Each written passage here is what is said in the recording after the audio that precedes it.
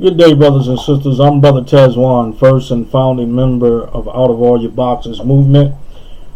So, let me tell you what Out of All Your Boxes is. Out of All Your Boxes is a vanguard organization that's preemptive and strategic.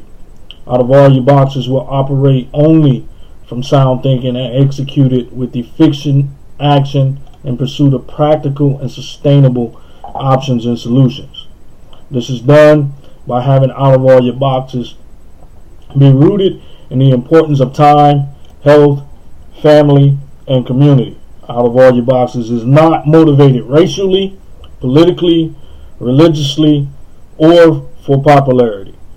You can check us out also and save our website at www.ooayb.org. Again, that's www.ooayb.org for all your questions and interests. Please actively share, thoughtfully comment, and subscribe to this channel. Your interest and support is greatly appreciated. So, again, as I've said, I'm Brother Tesjuan. I'm going to be coming to you guys. I'm trying to do it about once a week on this channel and for my organization to kind of kick off the nonprofit Out of All Your Boxes, as I've said. So today's topic I chose because I felt like it was a topic that I can speak to directly because I am a male, I am a man of color, and I feel like it's like when I look at the world as it is and the environment that I live in, and the influences that influence me, I think this is a critical and a central factor in why things are the way they are. So today's topic and the title of today's video is the roles that are crippling men of color. Alright, so the heading to this is pretty much as follows: the extreme and part-time roles that have crippled and caused unbalance with indigenous and non-indigenous so-called slave and so-called savage, descendant, and underclass males. Alright, so anybody that's basically black or brown. So we're going to talk about first those roles and those titles that we pursue and we call ourselves, that I think is crippling us as men of color. So just to kind of lay them out and then go into them one by one, let me give you the titles and the roles. The first one is king. The next one is entertainer, athlete, artist, and other character concepts.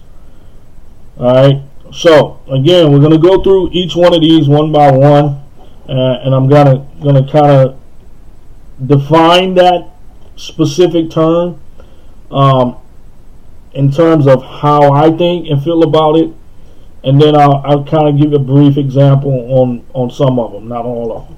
So the first one, and this is the one that I hear a lot on YouTube, I hear a lot in my environment, a lot in social media, a lot on the news, a lot on TV, a lot in movies, is king. Alright? And in my opinion, this term is not a term that is relevant to men of color.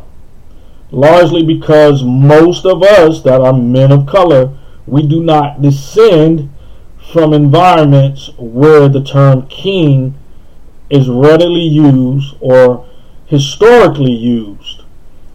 So, let me define what a king is in my opinion. This is not Webster's dictionary.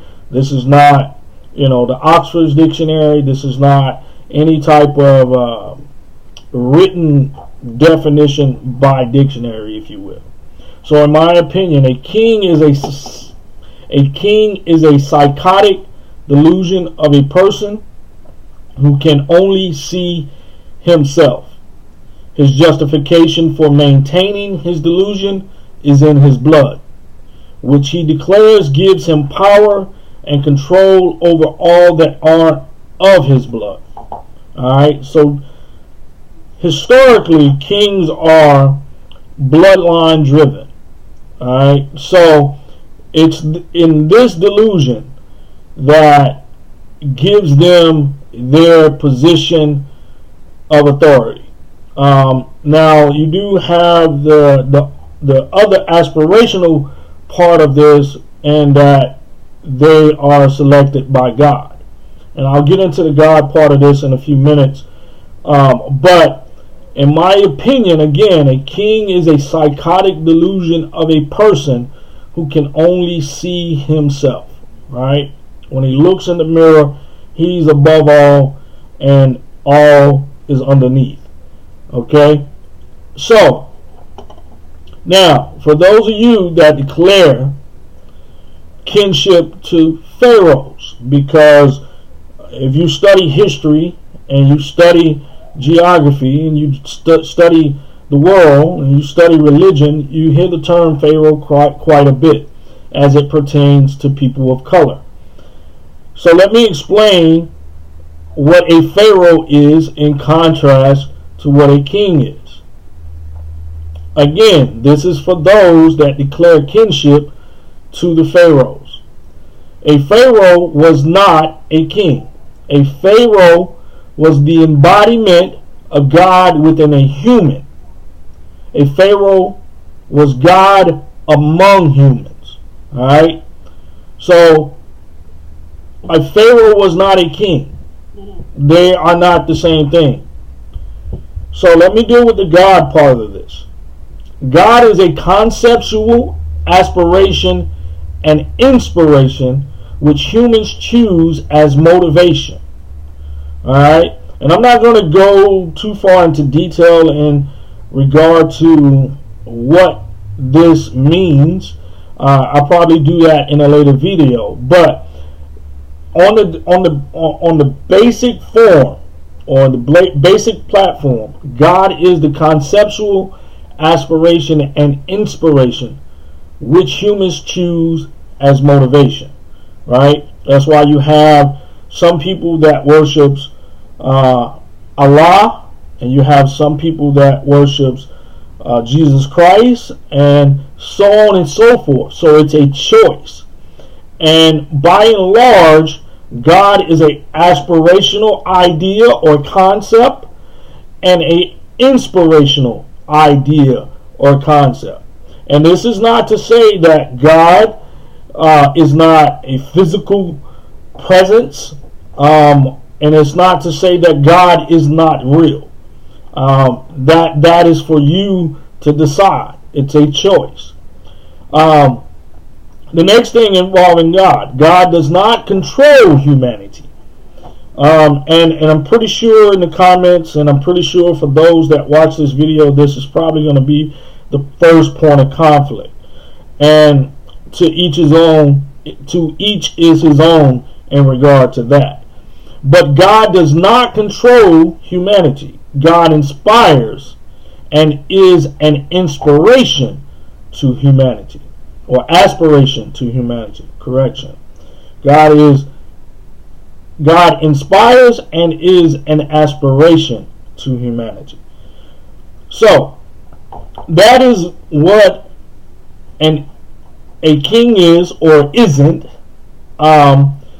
So that is the first title and pursuit that I think, in my opinion, is crippling men of color. The idea of being a king, right? And again, my reason why is because kings are not native, if you will, to use that word, to men of color. Alright, so that's the first role and title that I think is crippling men of color. Next, number 2, entertainers, athletes, and artists. And when I added this group of titles and roles and ideas to this list, the first thing that popped in my mind was the presentation of the movie Gladiator, right? In its purest form, the role of Russell Crowe in that movie, he was a gladiator, but by and large, he was also an entertainer, and that was one of the primary lines or famous lines in the movie from Russell Crowe in that character, in regard to him saying, "Are you not entertained?" Speaking to the Roman emperor and to the Colosseum. So, as an entertainer, he was an athlete or a gladiator or athletic gladiator. But we also have entertainment value in artistry, whether it's paintings, whether it's poetic writing, whether it's music, whether in the instrumental or in the vocal form. All of these are forms of entertainment, right? So we tend to pursue the roles and the titles of entertainers, athletes, and artists, though these titles and roles are tools used to distract, manipulate, and control the thinking, the emotion, and the action of us as a people. All right, so let me say that again more concisely.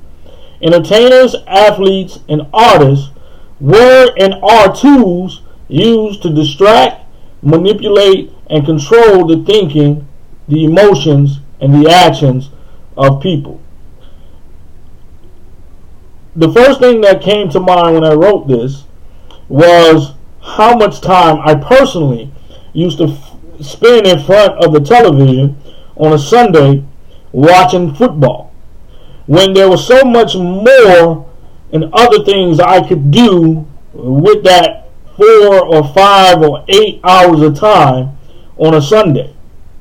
And for me, that was a prime example of the point that I'm making here, and that entertainers, athletes, and artists were and are tools used to distract, manipulate, and control our thinking, our emotions, and our actions. Okay? So next, the last one was,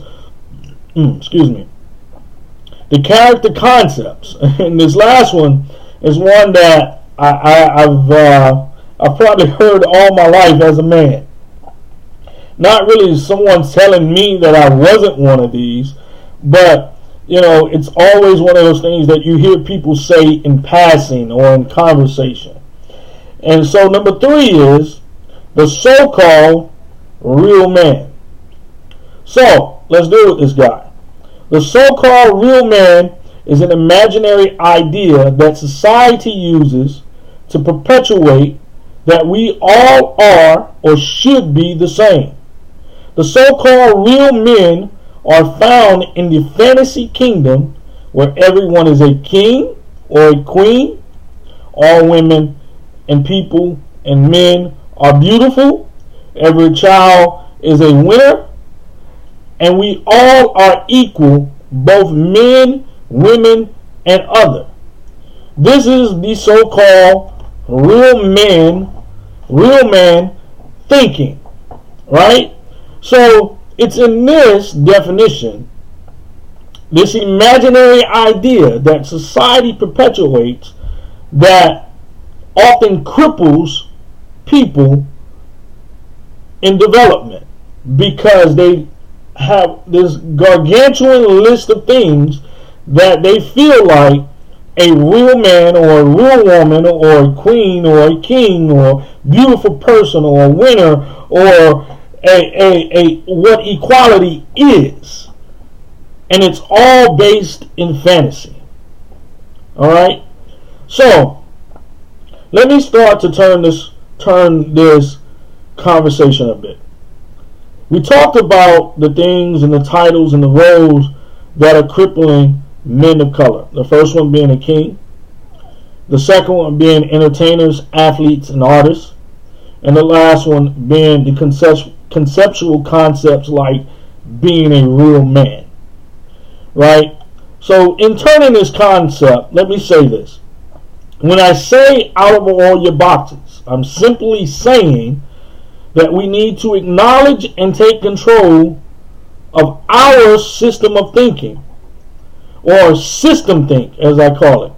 You need to take control and acknowledge the system think that you have been indoctrinated into. System thinking is driven by power and control that has fear of imagination, reconciliation, and reclamation because of inherent unity, consistency, and survivability. All right. So let me clear this up. What this means in simple terms, and for those that listening, may you have the listening ear. A colonizer isn't going to welcome assimilation of who it characterized as savage or slave. That's what system thinking is. So when I say system thinking is driven by power and control, and it's rooted in fear of imagination, where you're unable to imagine, you're unable to reconcile your past, you're unable to reconcile your family tree, you're unable to reconcile the things that seem to be missing and essential to what a human is. And then when you look in your environment and all the things that you once have that you no longer have, you're unable to reclaim them. System thinking is driven by those things. The inability to imagine, the inability to reconcile, the inability to reclaim. That's what system thinking is. And these things are consistent in terms of the crippling of the black male. Alright? But in this, once we correct the system thinking and we begin to acknowledge and take control, you'll realize the inherent unity and consistency and survivability you're capable of. You'll understand and you will fill in those gaps that are missing. And you will no longer concern yourself about the irrelevant. So, my next stated point in this regard. Let me say the last part of this line again. And again, allow those with a listening ear to hear me. A colonizer isn't going to assimilate those who it characterized as savage or slave. Never going to happen. For example, let's take a common phrase we hear today. Make America great again. So I'm pointing back to the previous line. A colonizer isn't going to assimilate those who it has characterized as savage or slave. Make America great again. Let me tell you what this means. Make America great again means remember who we are, what it took for us to get here, and how we must maintain it. Again, let me say it for clarity. Make America great again means remember who we are, what it took for us to get here, and how we must maintain it. And I just encourage you guys, my listeners, and those who have a listening ear, to take a look at some of the outcomes of the Make America Great Again movement. And you will see exactly what I'm seeing. And it saying and it meaning, remember who we are, what it took for us to get here, and how we must maintain it. So I'm sure at this point you're asking, how does this have anything to do with the crippling of men of color? Well, in the environment that we're in, we were indoctrinated. And the concepts we have been indoctrinated to, we've made our own. But there is a controlling force that's on the outside that recognizes that some of us are starting to find our inner voice and starting to see beyond the veil. And it's in those things that, when I said inherent unity and consistency and survivability, it causes fear. So again, the colonizer isn't going to welcome assimilation of those who it has characterized as savage or slave. So, what do we do? Step one. And it's a lot easier than speaking it. It's a lot easier. Let me correct that. It's a lot easier said than done. But the first thing we must do is to stop fixating. Stop fixating on the extreme 1 in a million and the momentary, and start studying and dealing with our honest, normal, and life-lasting.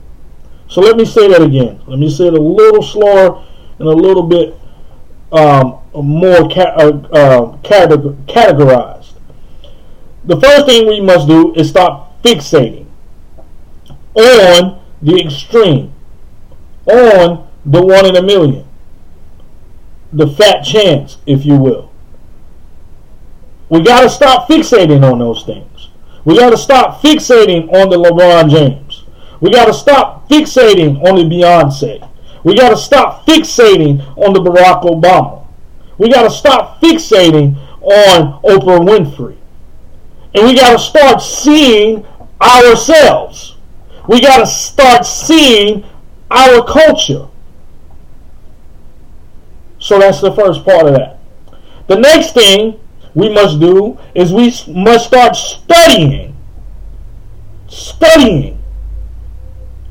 observing, taking note, learning, becoming a student of our environment, of our influences, and of ourselves. And in that order that I just gave, it's actually inverted. So it should be, we should start studying ourselves, our influences, and our environment. It's in those things that corrective action begins to occur. And that which is inherent and against the system think, that's when it starts to kick in. So that's the second thing. Start studying. The third thing is the action word. Start dealing with, rather, you start putting more time. Where, like in the example I gave earlier, where I was spending so much time on a Sunday watching football. I stopped spending time watching football and I started spending time with my children.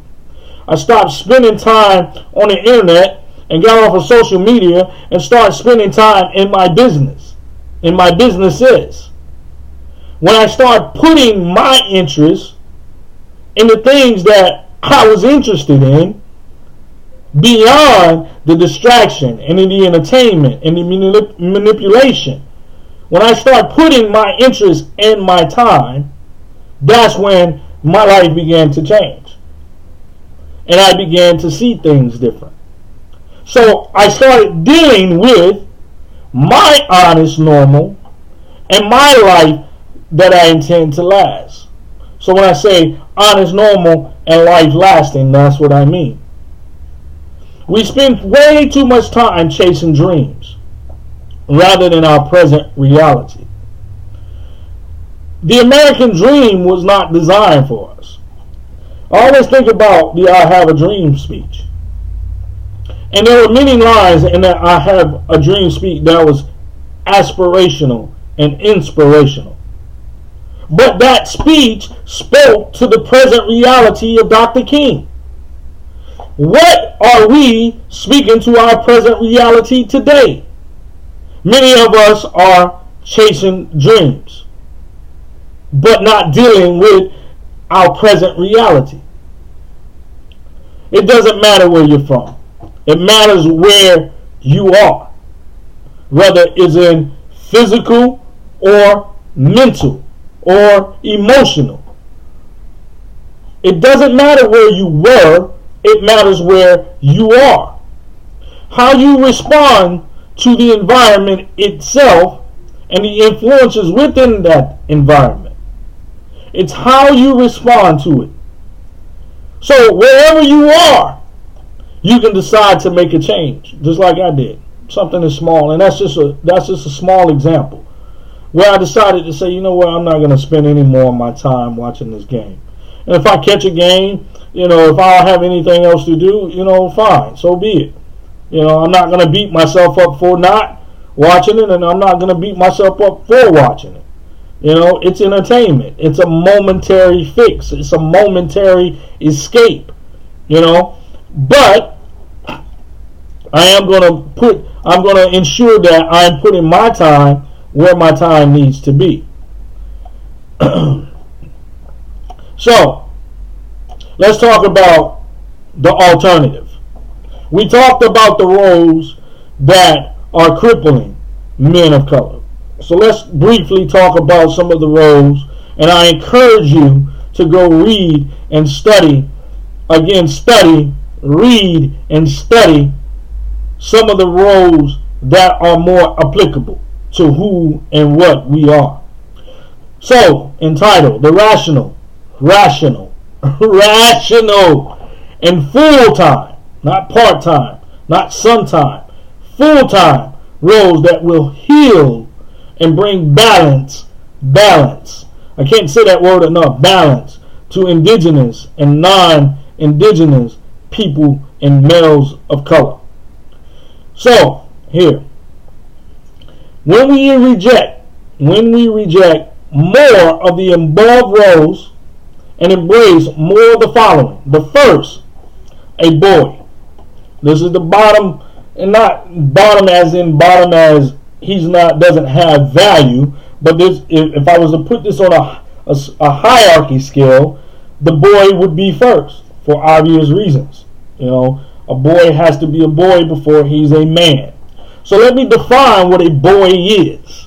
Alright? And this is where many times people have problems, because they don't recognize and know, not only recognize, but know the difference between a boy and a man. So let me tell you the first role. The first role on the hierarchy that is geared towards fixing and healing the problems that have crippled men of color is knowing and identifying what a boy is. And this is a very basic definition. Very basic. A boy is a student of himself. That's first.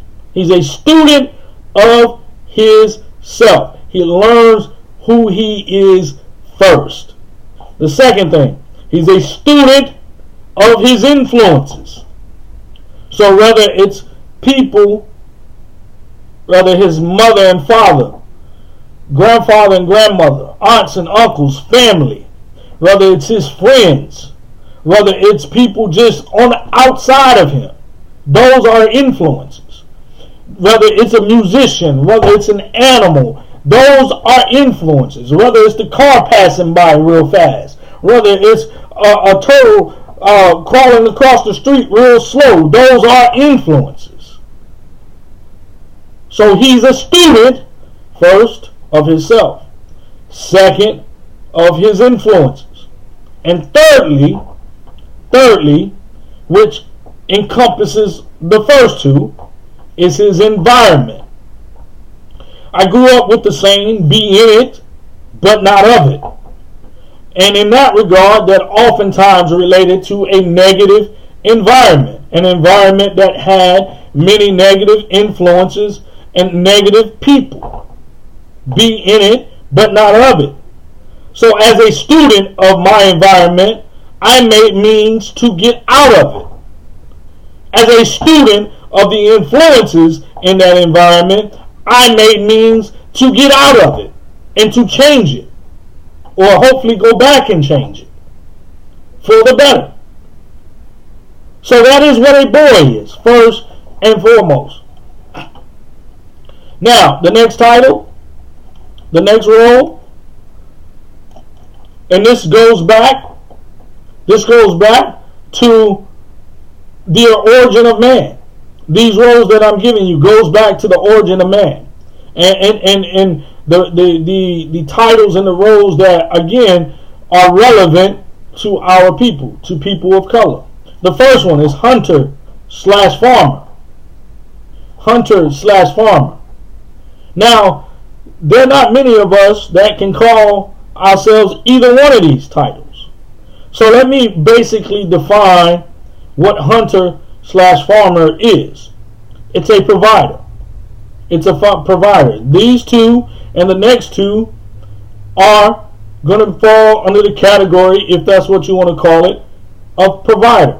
Now, the characteristics of these type of men are different. A hunter is a hunter, somebody that can stomach the sight of blood and the pursuit of an animal to kill.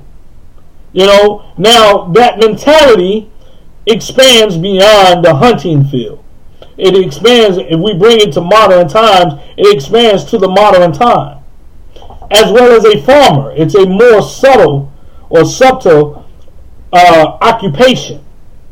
You know, it's less aggressive, but it's more intuitive. You know, and I'm not saying that a hunter doesn't have intuition, but a farmer is a different type of intuition. So again, a farmer and a hunter, either or, is a provider of tangible, usable things that contribute to influence an environment.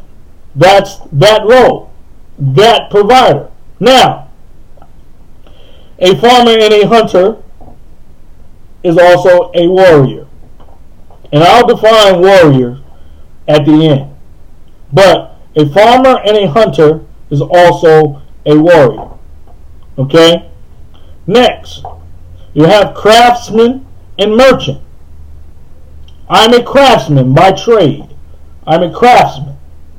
And in the historical times, a craftsman was a person that made the wheel, or made a wagon, or built a house, or built a building, or built a bridge. That was a craftsman.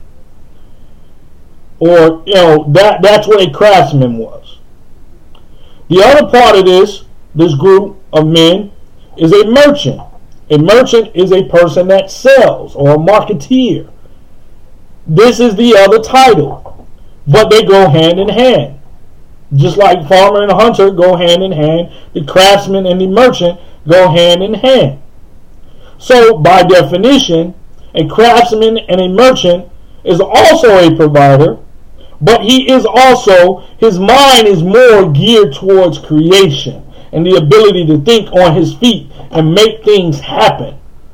You know, and in real time, a craftsman would be like an electrician or a plumber or a welder. You know, somebody that is what we would call in the trades, if you will.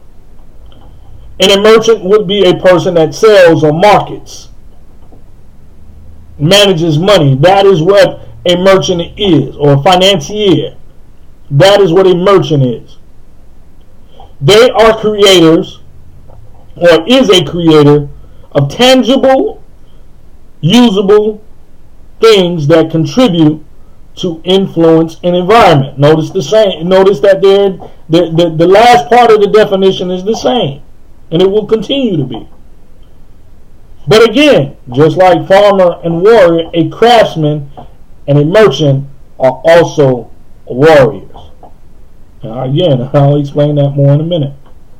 Next, we have shaman, general, and chief. Now you notice the absence of one specific word that we've already discussed that we're not, and that's the word king. There's no such thing as a king in our environment. Shaman, general, and chief.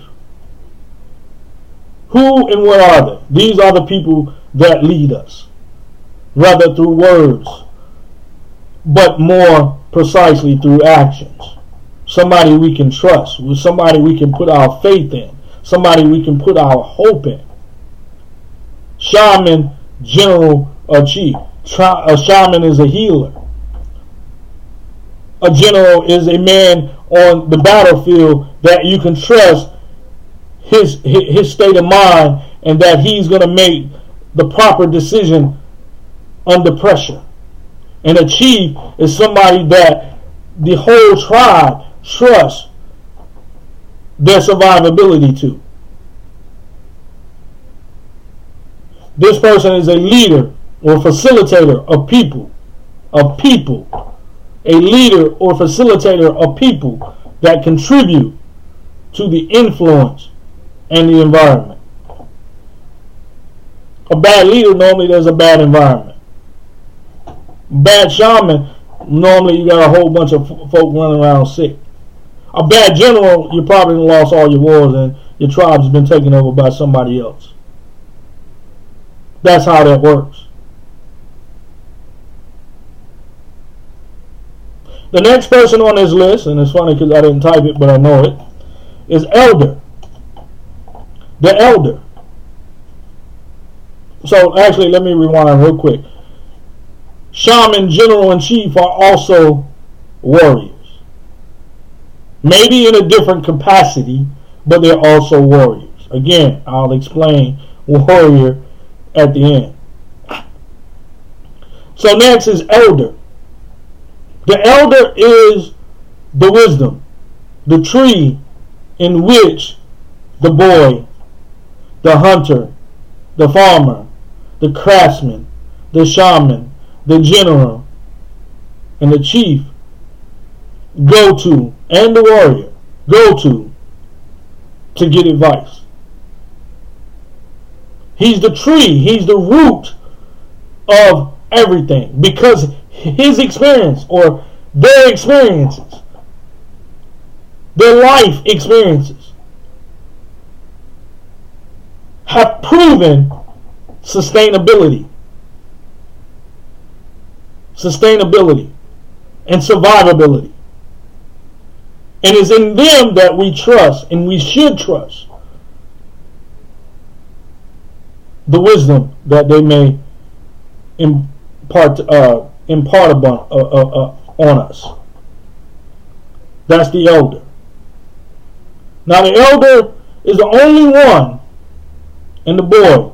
Oh no, actually, the boy and the elder are the only two that don't fall into the warrior class.